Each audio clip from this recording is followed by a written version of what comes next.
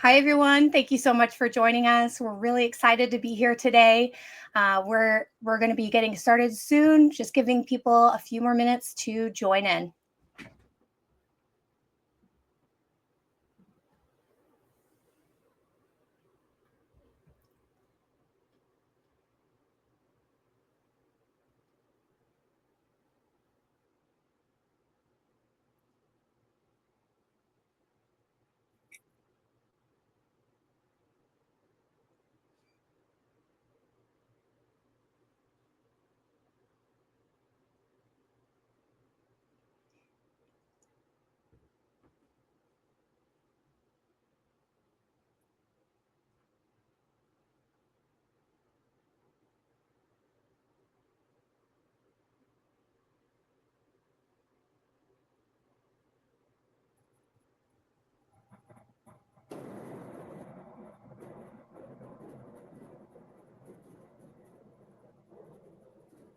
Hi, everyone. Thank you again so much for joining.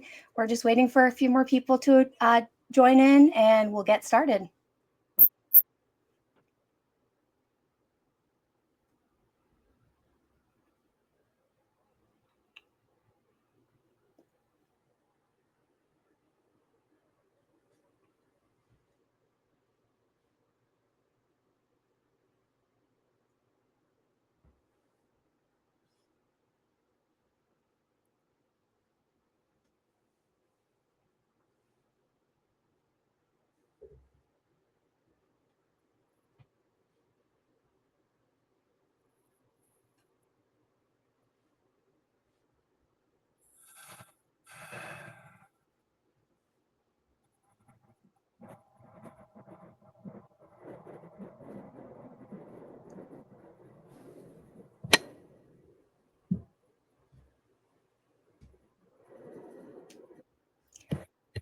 All righty. I think we're ready to get going.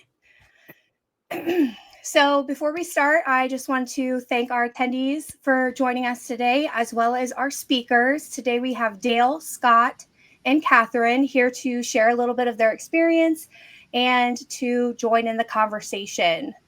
Welcome to Equity in Every Word, a roundtable discussion on how language shapes equity, inclusion, and belonging. My name is Liz. I'll be your moderator for today. I'm honored to be here with this distinguished group of panelists. As we all know, words are powerful. They can build bridges or reinforce divides. They can amplify voices or silence them. In a world where equity and justice are more than just ideals, they're imperatives. How we speak, how we listen, and how we choose our words really matters. Today's conversation is designed to explore exactly that. How can we use language intentionally to promote belonging? What does equity and communication look like across organizations, communities, and social movements? And what practical steps can individuals and leaders take to make their words more equitable, both in big public forums and in everyday interactions? Now, before we dive in, a few quick notes.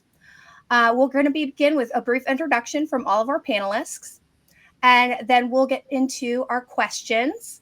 And we want this to be a very involved dialogue. So please, if you're joining on LinkedIn, we want you to comment. We want to hear your questions. Please let this be an interactive event, and we look forward to hearing from all of you.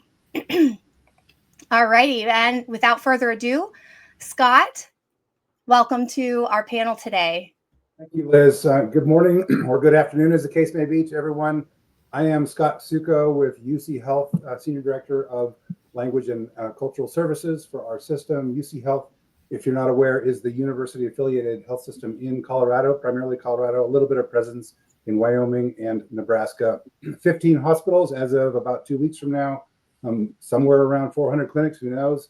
And our team around 100 interpreters, translators, strong, as well as including a team of video interpreters as well. And so happy to be here. I got into this line of work. I segued into it from the military, where I was a healthcare administrator for 20 plus years. During that period, I had the pleasure of working with interpreters in countries in Central Asia, Southwest Asia, and Europe, and learn the value of what they do, and particularly in healthcare, how critical the role is. And so that's really what got me into it, as well as an undergraduate degree in language as well. So happy to be here and looking forward to the conversation. Awesome. Thank you so much, Scott. We're excited to have your experience and wealth of knowledge on the call today. Hi, Dale. Welcome. Thanks, Liz. I'm Dale Lundstrom, a Spanish and English certified healthcare interpreter based out of Salt Lake City, Utah. Currently working with Intermountain Health based out of Salt Lake, but we spread the gamut in the Intermountain West: Utah, Idaho, Nevada, Colorado, and Montana as well. So I've been working in the language access field since 2017. Started as a healthcare interpreter and got certified with the Certification Commission of Healthcare Interpreters in 2018. And from there, I've been doing a lot of freelance work and got on with Intermountain about 5 years ago. And I have to say, this is one of the most important things we can do for our communities. So happy to be here, Liz. Awesome. Thank you so much, Dale. Yeah, we really value the conversations that we have. And our big goal here is education and just spreading the word. Catherine, thanks for joining today. Thank you, Liz, for having me. Hello, everyone. Good afternoon, good morning, depending on where you guys are located. I hold a degree in business administration, and I have been in the language access industry for a little bit over 20 years. Joined as a Spanish interpreter in 2005 and have progressed through the ranks to my current role of over 5 years as the Director of Interpreting Operations at Effectiff. I've done it all. I know it almost all, I would say, in the building an interpreter and being an interpreter. So it's easy for me to talk from both perspectives. And I am really excited to be here, and I look forward to sharing some of my insights with you. Awesome. Thank you so much, Catherine. We have a really great group today, a lot of life hands-on experience, so I'm looking forward to jumping into our questions. So our first question today: language can be the bridge that heals or the barrier that divides. Can you recall a moment when communication or lack of completely changed the outcome for a patient or family? And what did that moment teach you about the real meaning of equity? There are too many. Always, I know. I guess I'll go first if you guys don't mind. I think as an interpreter, there are thousands of moments that you can recall, but I can say that one that is on the top of my head right now, it happened many years ago, obviously long before I moved into leadership. There was a medical team that was struggling to communicate a very complex diagnosis to a patient's family. It is part of our Hispanic culture to nod, even when you don't understand something, and you smile politely. And sometimes, depending on where you're from, you're told to not ask questions. And so this patient's family was doing just that. They were nodding, they were smiling, and they were not asking any questions. But when I was finally brought into the conversation, it became clear that the family did not understand anything, and they didn't obviously understand the urgency of the situation. When we started talking in Spanish, the shift was immediate. Their faces changed to worry. Their questions started to emerge. They were on point. So obviously, being the bridge there helped them to understand what their patient was going through. From my role, I can tell you that moments like that and moments that our staff of interpreters and also our coworkers share with us guide us every day. It reminds me specifically that language access is not just something or a service that is nice to have. You are providing equity, you're providing safety, you're providing service, a good quality of care. And equity to me means that you're ensuring that every patient, regardless of the language that they speak, can fully understand, they can participate in, they can consent to their care. I know, and we've seen, and we've been part of communication in which patients have signed documents and they have agreed or nodded to. Well, right now it's not legal to accept a nod as accepting something, but we've seen way back when where patients agreed to a pill that they were allergic to, and we would see a very severe reaction.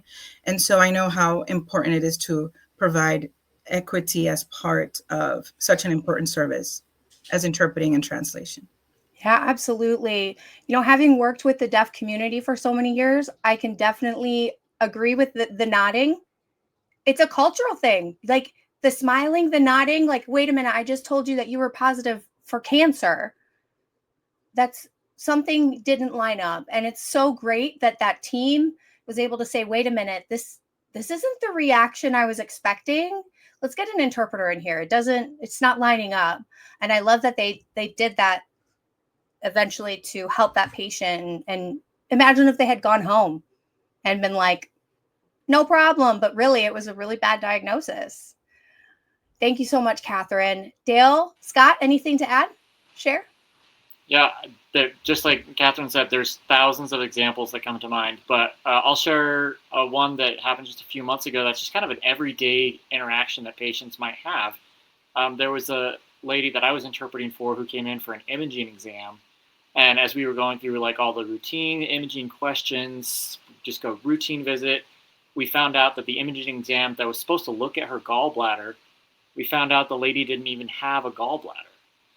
And so through this conversation that we had between the imaging technician, the patient, and then eventually calling the doctor as well, we kind of bridged that gap of healthcare equity for that patient, because of all the things that could have happened, we prevented a lot of them. I mean, just to name a few of the things that we saved the woman time because she was able to go home and spend time with her family. We saved her money because she didn't get a bill for that very expensive imaging exam.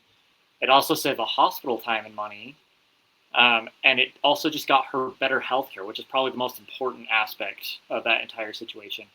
And I share that example just because that happens every day. Yeah. There are thousands of examples like that. I could go into more specific examples of really connecting as humans in more sensitive and complex conversations. But I think just creating a culture of language access is kind of the most important thing that we're trying to get to. Yeah, absolutely. I love that. It's such a good example. And it really is, unfortunately, more common than we like to admit. Scott? We can't hear you, Scott. Try that again. Sorry. There I we would go. echo or try to echo what Dale said about hundreds of encounters every day that we could talk about. One that comes to mind for me, not too far back, was a deaf patient who was driving her little green Kia and got T-boned by a truck. The car was completely destroyed, as you would imagine. She suffered a broken a fractured leg as well as a fractured neck and was unconscious. When she woke up in the hospital, one of our staff sign language interpreters was at her side. And our team of sign language interpreters stayed with her for a several-month stay in the hospital, as well as extended rehab afterwards, and from which she ultimately recovered. And the happy news is that she went on to become a mom and be pregnant after that. Wow. And so our team again was there to help her with that. And the patient particularly credited the continuity of seeing the same interpreters over and over and developing that working relationship as being pivotal for her. There was a local news story done on her on the TV channel, and the reporter ended with a video of the patient getting her ultrasound, and with the comment that this ultrasound technician is showing her, Angela, the deaf patients, her heartbeat, the baby's heartbeat, and the interpreter is helping her hear it. So it's kind of a poignant ending. That's really sweet. Another one that just happened last week was we have a young Russian woman who immigrated to the U.S. with a very serious brain condition, so rare and serious that when she was in Russia, her physicians actually wrote a dissertation on it because it was so unique. And that's never a good thing if someone's writing a dissertation on you when it comes to medical care. But ultimately, they were not able to help her. She came to the U.S., got in with our neuro team, which is fantastic, and went through several surgeries, craniotomies, multiple ablations, endured several strokes, came out at the other end very well. And our staff, Russian interpreters, were with her all the way through it. And so the lesson for me is you can have the world's greatest healthcare, as many of us do in our systems, but if you can't talk to your doctors and your nurses, then it's all for nothing. So having those great interpreters in the middle is really the key. Absolutely. I love that the story about the person that was deaf that was in the car accident, and how, when she woke up, there was an interpreter right there.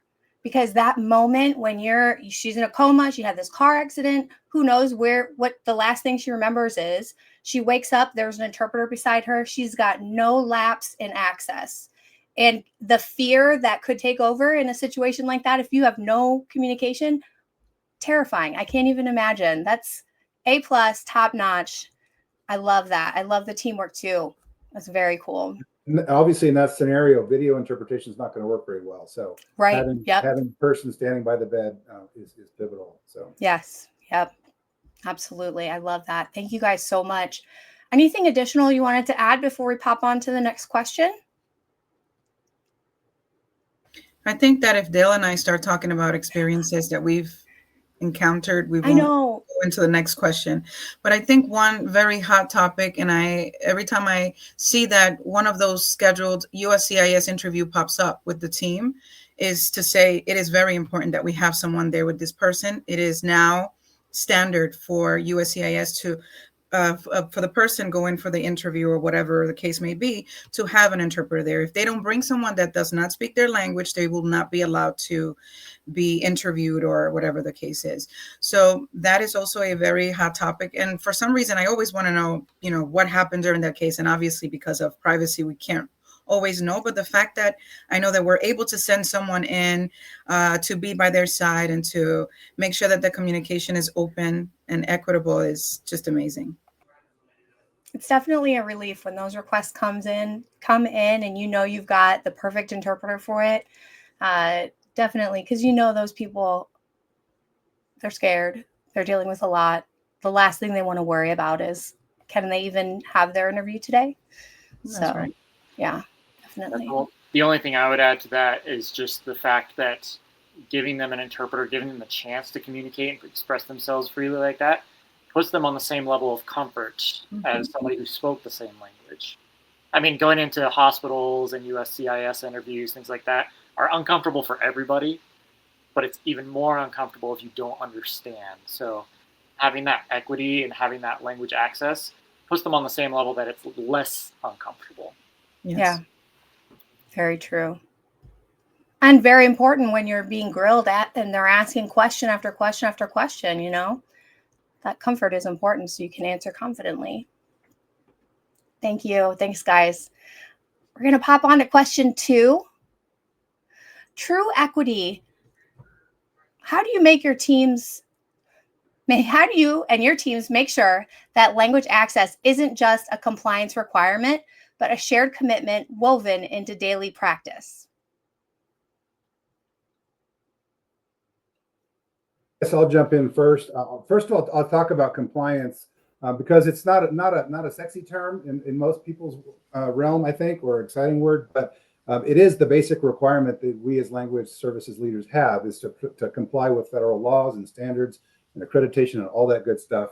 In our system, we've taken that fairly seriously in a couple of ways. First of all, we want to make it very easy for clinicians and care team members to do the right thing for patients with a language barrier. We do that by having a lot of equipment around, by having multiple backup vendors for telephony, et cetera, a lot of training, and make it, as I said, easy for them to do the right thing.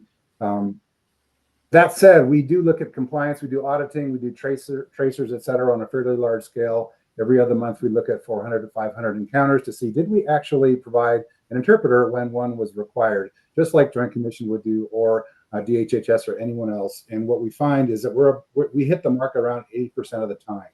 80% is not a number to be super proud of, except for it is better than where we used to be in the 60 to 70% range. So we've made progress by working with the care teams and identifying clinics and departments that are struggling to provide interpreter services when they're required.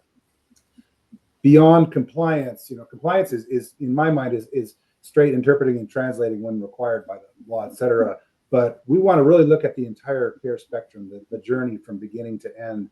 And that starts with the good old-fashioned telephone in many cases, or the mobile app. So we have a bilingual app like many do. We have a Spanish-speaking chatbot. Had that for a little bit, which is also helpful. On the telephony side, we've been able to input solutions that are multilingual. So if you speak Cambodian, you can call and make your own appointment without having to rely on a family member or a neighbor and worry about privacy issues and awkward communications. And so that really helps the front end. Simple things like wayfinding signage being bilingual, prescription label that's printed in your language. Those sorts of things make a big difference to folks, as well as the standard documentation that you would normally want to get. And then beyond that, I think the thing that makes the biggest difference in what systems like ours do is having a robust, qualified bilingual staff program. Because although bilingual staff are not interpreters at all, when a patient walks into a clinic and they're greeted by somebody who understands their language and their culture, nothing is going to set them at ease more than that. And so, if nothing else, that is a huge win, and really sets the tone for that appointment. And so we have pushed that hard. We have a large program and are continually looking at ways to make that work better. So I think I'll stop there. That's such a good point. With the bilingual staff, immediately there's like just a sigh of relief. Like, okay, we're going to be okay. Like this is going to be okay. Thank you so much, Scott. That's excellent points. I'll jump in just because Scott mentioned how compliance sometimes is a dirty word or something like that. I actually find compliance a very helpful word when I talk to doctors and nurses and things. For some reason, that just lights the fire underneath them and gets them to actually realize how important it is. But I do understand that it's a kind of a dirty word sometimes. But from that standpoint, something we do in our system is we just identify bilingual staff and do education from the very beginning, from when they get hired or onboarded. We are always trying to fit in as much education as we can to, hey, if there's patients that prefer other languages, here's what you need to do. Are you yourself qualified? If you're not, what resources do we have? And we build it into the different systems that they have. Our receptionists and our patient service representatives, they have their little workflow that they ask all the routine questions. One of those questions is, do you prefer a language other than English? Mm-hmm. So just integrating it into every part of the system and kind of becoming part of the hospital rather than just this outside service that they call when they need us is probably one of the biggest things that we handle. Yeah, absolutely. I would say that as LSPs or language service providers, we view equity not as a policy requirement, although it is, and it does, like Dale said, it helps the conversation when I'm speaking to a client. We speak about compliance first, but our main role is to make sure that the language access is delivered consistently and with the urgency that it is requested. And so in order for us to do this, we have to have processes. One of the processes that we have structured at Effectiff is we have made scheduling, routing, and interpreter allocation seamless so that the clients, whenever they request, they don't think they're fighting to schedule or to have language access or to have an interpreter. The moment that a request comes in, our systems activate and we know which interpreter, and the system knows which interpreter they can allocate depending on the type of assignment. Also, we like to see and we like to train everyone to understand that each request represents not a number, but it represents a person behind that request, which is the patient, which is a student, which is someone that has been incarcerated. It also represents a client with whom we have signed a contract that says that we have to provide efficient services and that we have to provide the best interpreters that we have. There may be community members and they need fair access. So the why we are doing this job for us has to be clear. If you don't understand as any integral part of language access how important it is that you provide communication, then you're at the wrong job. For me, compliance is the base.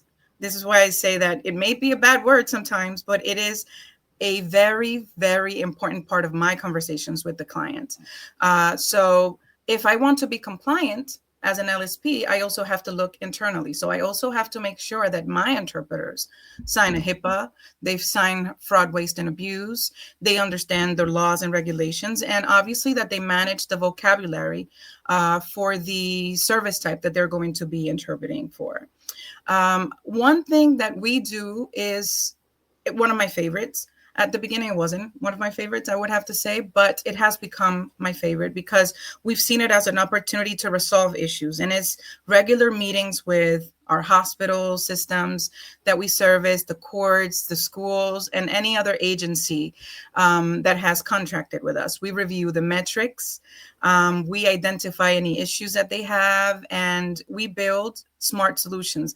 I think that our IT team has to be very thankful to our clients, because based on their issues, we have also opened the door to other clients with the same issues or with the same situations that they didn't even know there might have been a possible solution for. And as an interpreter myself, I can tell you that as I speak to clients, I recognize that sometimes the complaints or negative situations that they have during interpreting encounters is because they don't know how to use an interpreter. They may consider us as robots. And so I love to educate clients in regards to, okay, you have to pause during the conversation. Sometimes you may need to use a different terminology because they also have to transfer this information to the patient. And that patient may not handle or, deal with this large vocabulary.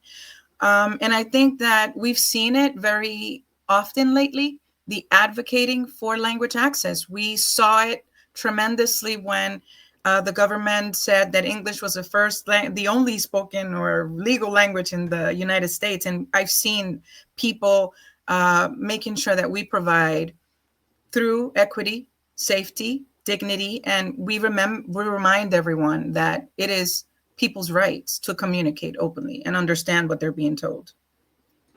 Absolutely. I love that. Yes. That definitely caused some stress in the community. I'm hoping that, after the last couple roundtables and conversations we've had, that, things are starting to calm down a little bit. But that is such a good point. And I also wanted to jump back to what Scott said about prescriptions and having that translation on the prescription information, because that's something that's so important. And it's one of those little extras that not everyone thinks about.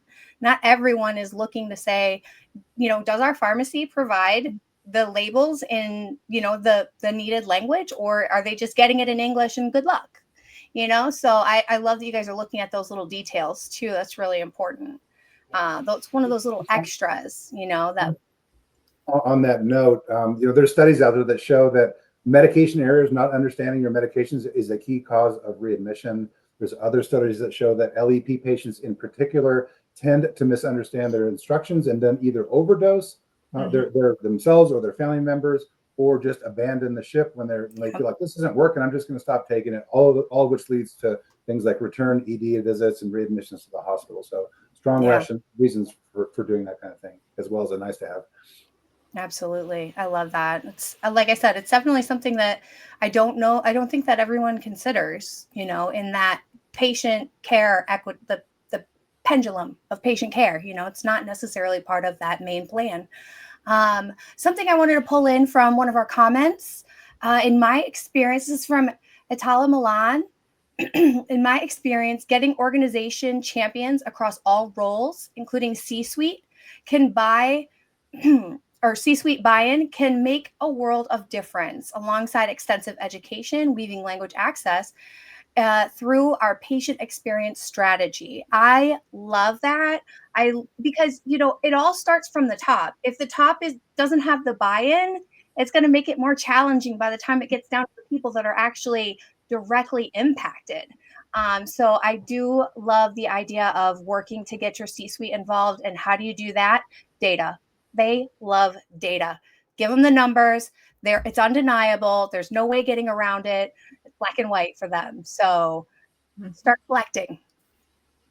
Anybody have anything they want to add or in response to Atalia and her statement? No, I just want to add in regards to what you said about data. I think that being part of making sure that all the data is sent to the client as an LSP is very important. And when we have these meetings in which clients are telling us, okay, can you show me, who was the patient or their medical record number or what department serviced them, I think that is also amazing to be able to do. Absolutely. Absolutely. Thank you so much. Anything? Yeah, please, Dale. Yeah, sorry. One reason that the data speaks so highly to them is because data typically will transfer into their bottom line, into the money. Yeah, absolutely. Absolutely. There have been several conversations that I've had with specific clinics or specific doctors that they're like, why should I provide this, or why should I have, qualified bilingual staff, things like that. And I go straight to, hey, if you have this person that comes into your clinic 5 times a year, if you have somebody helping them every time they come in, you have already paid off the money you're going to spend using our services. Like, absolutely. Talking directly to the money that way. Yeah. Excellent point. Thank you so much. Anything else to add before we pop on to the next question?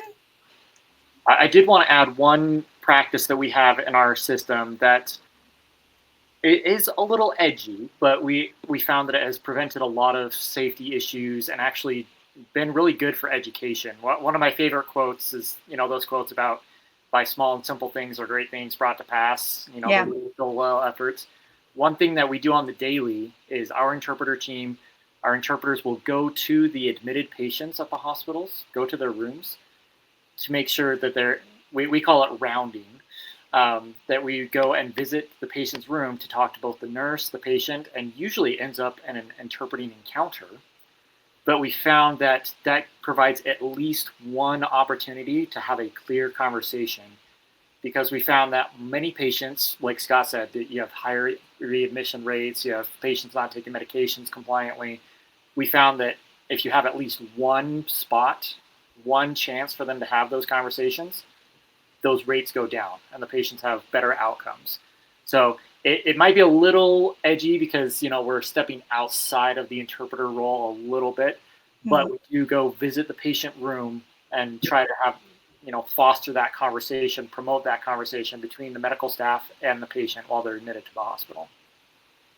Just another example of building a bridge. Yeah, Sorry, go ahead, Scott. We do something similar to the extent that we can in some of our hospitals, and it's interesting to find out what's really going on. Are nurses really using interpreters or not? Sometimes you'll find a patient who's been there for 3 days and hasn't said boo to an interpreter of any flavor. So those kind of gaps can come to light and be very useful for gathering, intel on what's happening on the front line. So it's a very good practice. Definitely keeps people from. Sorry, Dale, go ahead. Oh, I was just agreeing. That's exactly what we have found as well. That's excellent. Keeping people from slipping through the cracks. All right, we're going to hop on to our next question. As technology reshapes how we connect, the human element remains irreplaceable. How do you balance innovation like remote interpreting or AI with the need for empathy and personal connection in every encounter? It's a good one. Yeah. Who wants to start? Sensitive one. It is. When you're reading this as an interpreter, I can have 2 different responses to this, but I will respond to it from my role as the director of interpreting operations.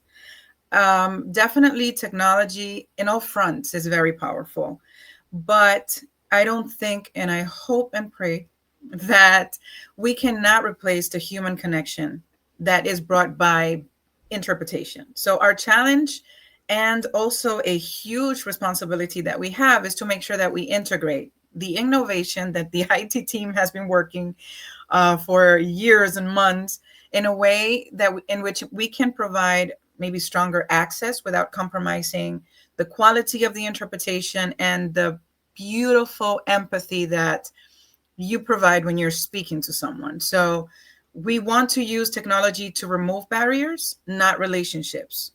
How do we do this, or how have we done this? Let's say with remote interpreting, we have make sure that our platforms have smart routing. I know that we are very actively working with AI assistants, some tools that can allow us to respond faster, reduce wait times, and allow us to service more when there are high demand scenarios. So the technology exists to enhance that human encounter. If the wait time was 5 seconds, let's make it 2.5 or 3 seconds.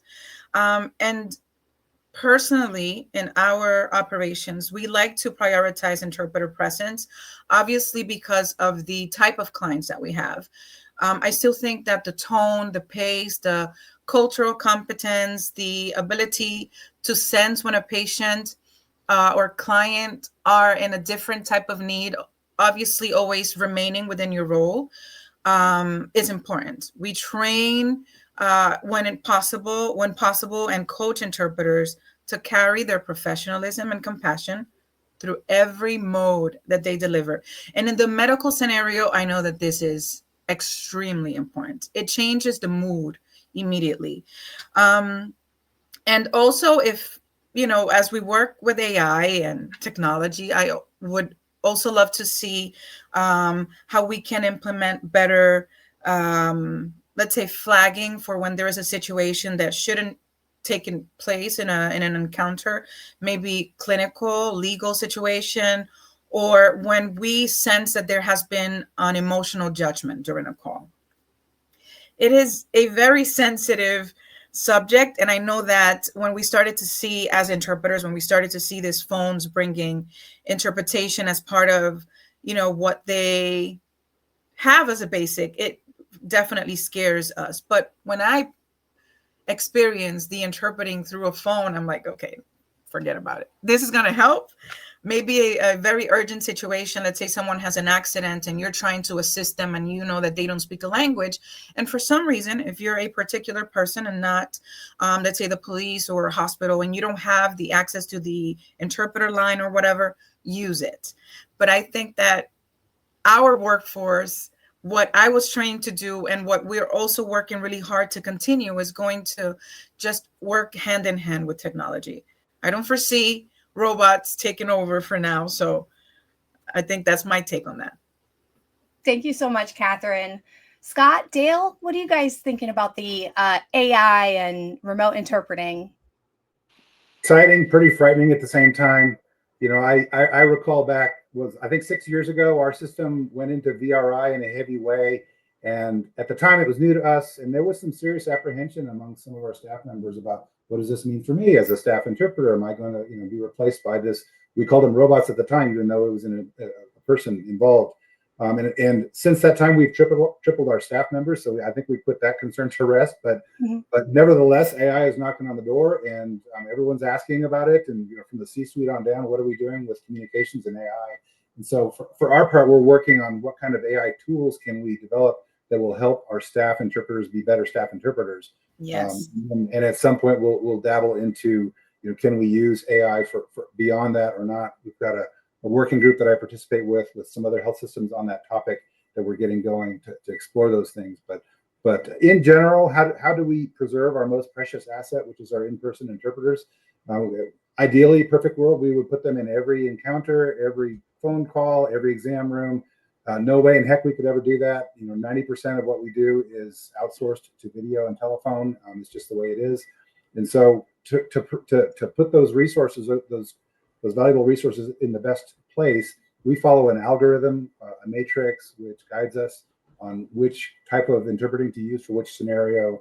It essentially mirrors the complexity spectrum that people talk about. So if a patient has particular communication challenges, they're elderly, they're cognitively impaired, it's a group setting, or there's some very bad news that's being discussed, then we will definitely do whatever we can to get an interpreter in the room with that patient and not have to work with video and phone.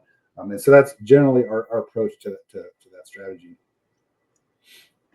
Excellent. Thank you so much. Thinking about AI in the healthcare setting, right? Things that could be outsourced to AI would be like someone in the cafeteria, or not someone, but a tablet, a little space to be able to connect to AI and say, can you provide this menu in Chukis, for example, or to be able to connect maybe at intake, provide a little bit of your information.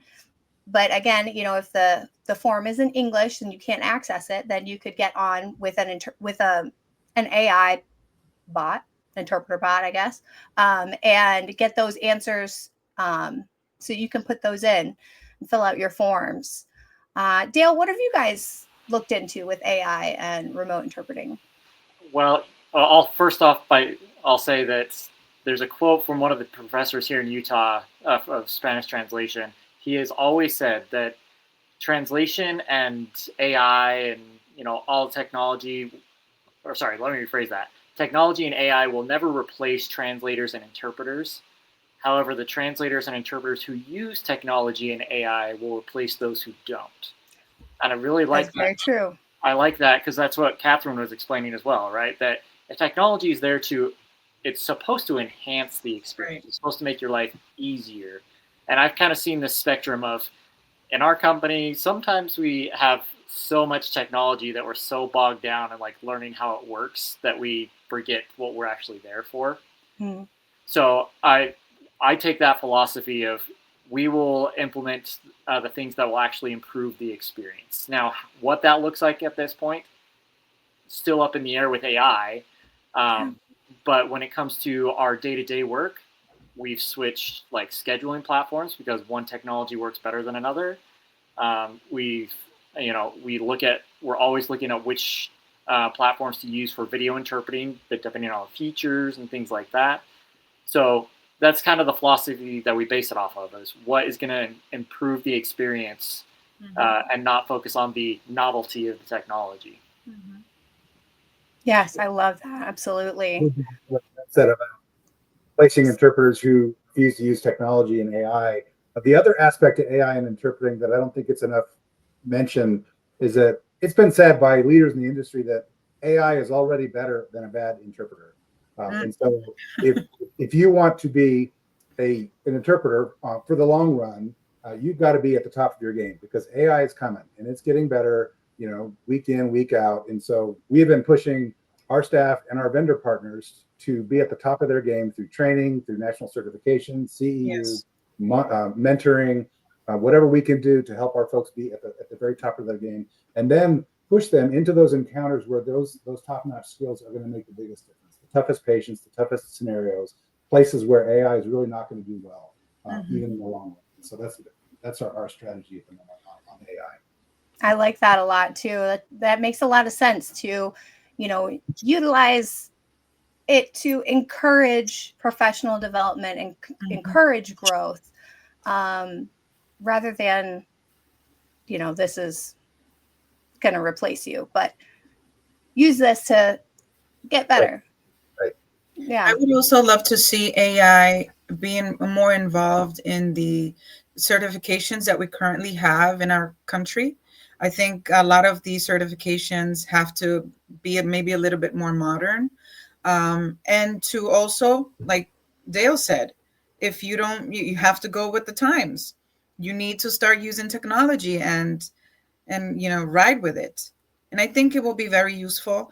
I'm looking at myself interpreting and how I would have, dictionaries that I would write stuff down. Now it's easier to just have, all this data accessible to me and accessible to the team that will be taking these calls or servicing in a hospital setting. Absolutely. Thank you so much. And can I just add one more thing, Liz? Please. Yes. I don't have any data to back this up, but in my personal experience talking with providers, nurses, healthcare workers, a lot of them prefer the in-person interpreters because they get higher quality. It's kind of funny that sometimes I'll walk in and they're using, heaven forbid, Google Translate. But I'll walk in and they suddenly switch from, oh, this was so frustrating, to, oh, this is actually a great experience. I feel like I'm connecting with my patient. So that's just one thing to consider, is that even though technology may get really, really good, some of your patients, some of your providers even may not want to use it or may not know how to use it.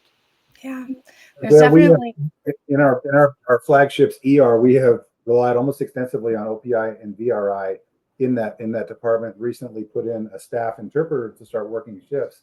And one of the comments from the ER physicians was, I finally feel like I'm practicing medicine properly now that I have a staff interpreter right by my side. And so it's been very gratifying to hear feedback from docs like that. And that's a big statement. Yeah, it is. And as a strategy within healthcare, you want those physicians on your side because they're the ones that are going to really support us in the long run.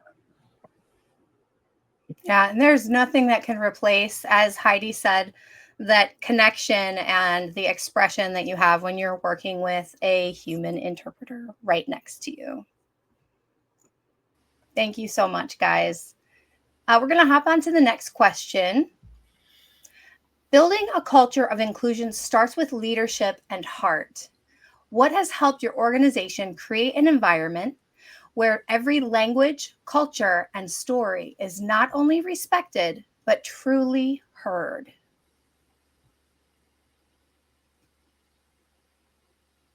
Well, I'll jump in. At our system, we are blessed with a C-suite full of senior level leaders who truly believe in inclusion, and they walk the walk, the talk. Probably where you see it evidenced most is in our internal communications and our public-facing communications, constantly highlighting patient care stories and staff stories that are centered around diverse patients and patients with unique challenges, language, culture, finances, you name it. And so you see that a lot. I think our program, our little program, has been on the TV news probably a dozen times in the last 5 years to highlight whatever's going on, whatever advancements are coming out to make healthcare work better for patients with a language barrier. And so we are well supported in that regard. My personal boss is in the C-suite, hails from Spain and is married to somebody from Chile, and so he is very much in the game when it comes to taking care of folks who come from other parts of the world. So we're blessed on that score, and he doesn't say no very often, so that's also another thing. Nice. It is great to have that leadership at the top.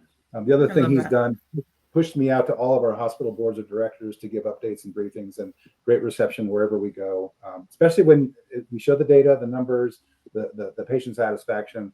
One thing I'll highlight when it comes to data is patient satisfaction. For some crazy reason, patients seem to rate their doctors higher when they have a great interpreter at the side, and we see that in survey results over and over. And so that's a useful tidbit of data that we can use to help develop the program further.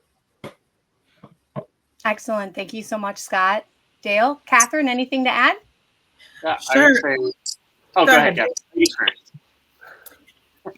Okay, so I'll take it. Just to piggyback, I think that it has to be part of our culture. And also at my place of work, we have folks from all over the world. But it starts with me. So if I, as a leader, I listen, if I respect, and if I direct myself to everyone forgetting their language or their, the first language that they speak, what culture they come from, and that I hear their story and the why they started working in the language industry, just as an example, I think it starts with that. I have to listen and I have to lead by example. And I have to recognize that everyone has a value and that everyone is important. I 100%, and those who are listening that know me know that we roll like that. But also having this huge door at our place of work, meeting people from Asia, Europe, Latin America, it makes it easier. It makes it a lot easier for us. So listening and respecting everyone. We try to train if there's something about a culture that we don't understand. I personally had to do this because of my leadership. I had to start understanding why and the what ifs of their culture, and it became easier for me to deal with everyone. And also I think that it is important to build systems that work for everyone. It's a fail and a success kind of project that I've seen in this last long years, but it you finally try to align with, okay, this may work for this person, but it may not work for that person, but I think we can meet here and say, okay, let's do it this way. Also, I think it's important that we as leaders encourage open communication, no matter your responsibility within the map of our organization. What you say matters, and I want to hear it. So our leadership, and I sit there and I want to hear what you have to say. And if I agree with you, I want to make sure that you know that I agree with you, and that if something needs to be done a different way, okay, let's kind of swift or change it around this way, but lead by example. There is nothing else more important for me than someone that leads by example.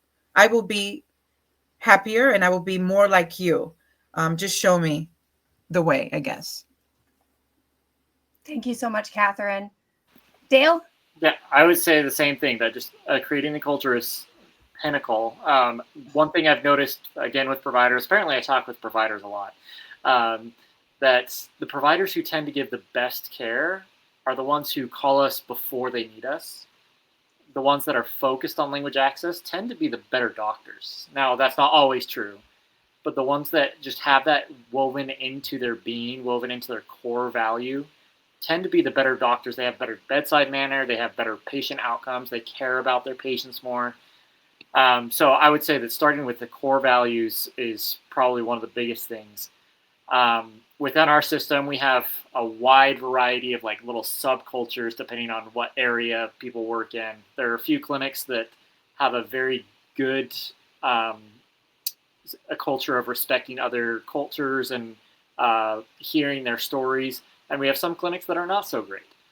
But what we try to do is we try to take those good stories and those good cultures and spread them out to everybody else. So we have our internal newsletters to share patient stories.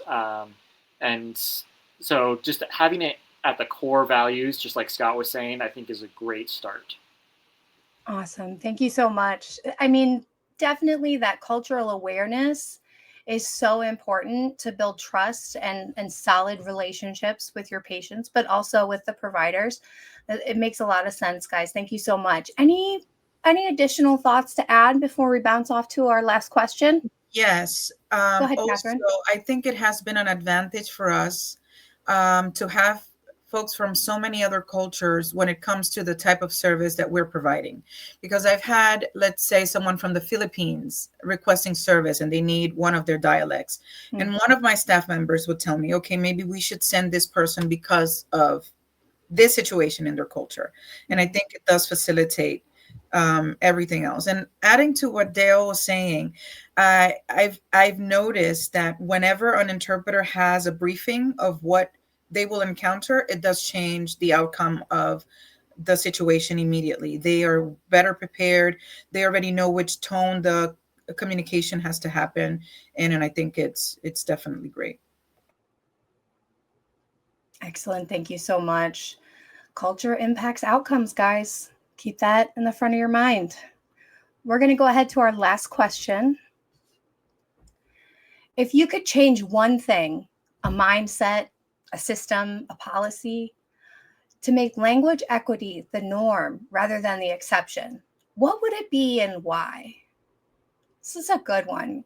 It's very thought-provoking. Who wants to start? I guess I can jump in. I have a very off-the-wall one. It's not a specific policy, just a mindset that I've been thinking a lot about this year, of recognizing interpretation for the hard work that it is. All right. I just wish that every provider and every healthcare worker and even immigration officers, just everybody, recognizing that interpreting is difficult work, mm-hmm. and it's different than just being bilingual. Mm-hmm. I think if more people understood and had that mindset, it would solve a lot of the issues and create a much better culture within the systems that we work in, if they just understood that difference. You just reminded me of a situation that happened at home. My mom was waiting for a phone call, and I was expecting an interpreter. I'm sitting right behind, next to her, and expecting this phone call. I'm actually expecting an interpreter to introduce themselves and to say who they are, and the whole thing. And I'm listening as she is being told whatever it was, and I just had to interfere because it was so terrible what this bilingual person was trying to the way that this bilingual person was trying to explain to my mom what the doctor was saying. And I said, I am sorry, but I am going to take over. And I just put my hat on, and now you can't really interpret for a family member, but the doctor knows me, and I did tell her, okay, I want to take over, because what you were saying is, I didn't say it like this, but it's not what my mom is being told. It is hard work, and not necessarily because you speak a second language, you can't do the work. So I agree with you there 100%. And something else that I would want to change besides that is the fact that they see language access, many people see it as an extra. They don't see it as something as important as every other service that is being provided in an encounter. If I'm not able to understand you, the service that you're giving me is not important to me, and I am not really going to do great with it. So that's my take on that question. Absolutely. That's huge. What's the point if you don't understand and you can't access the information? Go ahead, Scott. Oh, in terms of making language equity the norm, I think back to an experience I had 5-6 years ago when I was new, and I went to IT and the leaders of our contact center and said, hey, we need to add a Spanish option to our main phone number so that people who speak Spanish, and not too much to ask, right? And the response I got at that time was, well, when we look at the data, nobody who speaks Spanish is calling in, so we don't need to build anything. And I'm like, okay, I guess that proves the maxim: if you don't build it, they won't come, right? And fortunately, in the years since, things have totally changed in that regard, not only in those areas but in others. And the culture has become very sensitive and aware of the communication needs of patients with a preferred language other than English, whether that's in IT, HIM, patient access, you name it, folks. Even facility management, it's becoming the standard to do everything in English and Spanish, if not other languages beyond that. So I'm excited to see that change. I also know that we're probably halfway there. We have a long ways to go because healthcare communications are just changing so darn fast and evolving so quickly that it's really easy to get bypassed. And a new app comes out, a new telehealth solution comes out. Well, do we have an interpretation solution built in or not? And fortunately, the guys in telehealth are now thinking Spanish and other languages every time. So that's been good to see. Part of our challenges in that regard is that our patient population is only 5% LEP. So if you go to the East Coast, the West Coast, it's that probably sounds like a piece of cake. The flip side of that is when you have a low percentage of LEP patients, then it becomes difficult for those care teams to develop the muscle memory to always do the right thing for patients, to always follow the procedures and bring in that iPad or call in an interpreter. And so that's where we're chasing and reminding folks in some of those areas. Within our system, there's a range of high LEP down to low LEP, and the ones that rarely see an LEP patient, 1 out of every 50 patients, they need a little extra attention sometimes to make sure that they're doing the right thing. But back to the main question, for me, it's really not about a law or a policy, even though I'm very quick to throw those out whenever we're violating them. It's really about the underlying mindset that we're trying to develop. And, I feel like our C-suite and our senior directors have gotten that, and many of our directors and managers as well. We just need to keep pushing that down to the lower levels so that it's on everybody's mind all the way up and down. Excellent. Thank you so much. Guys, any response there to or additions for what Scott said? Just to echo that the if you build it, they will come idea. Once we had interpreters like regularly coming to visits, we've had some patients, not a lot, but some patients have said, where's my interpreter? And they just kind of expect it. And I love that mindset. It's like, I'm here for my appointment. I want to understand it. So where's my interpreter? And so just having that mindset, if we can permeate that through our entire system, that's my goal in life. That would be excellent. And that is a good goal too.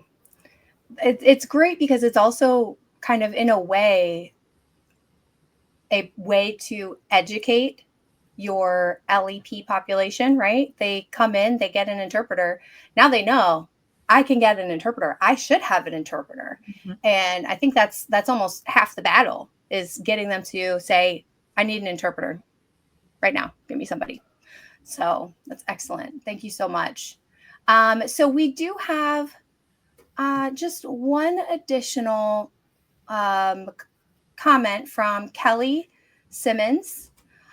She said, from a data perspective, it's important to include end users and those folks receiving services at the beginning of any process or technology development and continue throughout. So having those end users be a part of that conversation, be a part of the planning for that, it is an important way to ensure success. Technology is made by people for people. Our goals, objectives, outcomes must make sense to a person, to all persons. I love that because,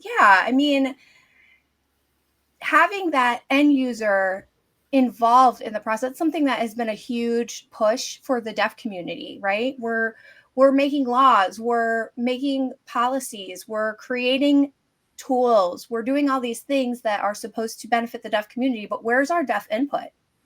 Where's our expert who's like living that life that can say, well, hold on, this is not going to work for me or anyone that I actually know. This was like, you're a hearing person, right? it's this you're hearing. Like, it doesn't work. So, having that end user involved in the process, having them take part in those planning sessions is such a great idea. Such a great way to pull in that community and connect with them too. Anything? Go ahead, Dale. Yeah, that end user thought process has changed quite a bit since we started an ASL team. Like, we had an ASL interpreter once upon a time, but we now have a full team of a few. Wow. And it's really impressive and like eye-opening to me when I go and talk to them and we talk about policies or technology or whatever, and they talk to us about the hearing world versus the deaf world, and it just opens up my eyes to, oh, I never would have thought of that. Yeah. You as the interpreter, you as a language service expert, you are thinking about that end user experience, and so you are better equipped to help us prepare this, lay the groundwork for the technological processes or the workflows. So definitely having that in mind is a great place to start. Yeah, That's absolutely. especially for sign language. Having staff sign language interpreters, you'll find that they do as much teaching and coaching as they do interpreting. Oh, yes. And that really Absolutely. benefits in the staff as well as Absolutely. leaders themselves. They're real advocates for their community. I can tell you that. Well, thank you guys so much for an excellent conversation today. I really appreciate your time. I appreciate your input and the stories that you've shared to kind of build a bigger picture of what we're talking about. Attendees, I appreciate you being here as well, and look for us next month for our next conversation. Bye, everyone. Thank you. Thank you. Thank you, guys. Take care, Dale, Scott, and Liz. All right, bye-bye.